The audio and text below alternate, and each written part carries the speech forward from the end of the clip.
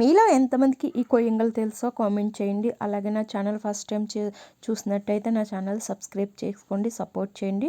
మీరు నా channel like చేయడం వల్ల కొంతమంది చూసే అవకాశం ఉంటుంది, నా ఛానల్ ప్రమోట్ అవుతుంది. కాబట్టి మీకు ముందుగానే చెప్తున్నానండి, నా ఛానల్ సబ్స్క్రైబ్ చేసుకుని లైక్ చేయండి. చూసారు కదా, చేపల్ని ముక్కల కింద కోసేసి బాగా క్లీన్ చేసుకుని అందులో ఉప్పు, కారం, మసాలాలు ఇవన్నీ పట్టేసి అయితే పక్కన పెట్టేసింది.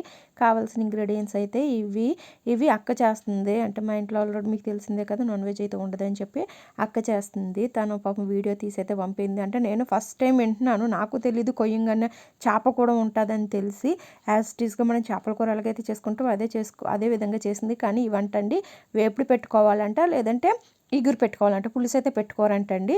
పాపం తనంత పనిలో ఉండు కూడా నా కోసం అయితే ఈ విధంగా చేసి అయితే పంపించింది మాట. చూసారు కదా ఏ విధంగా అయితే చేసింది. అంటే ఇందులో అక్క ఆల్రెడీ కొత్తిమీర కూడా వేసేసుకుని బాగా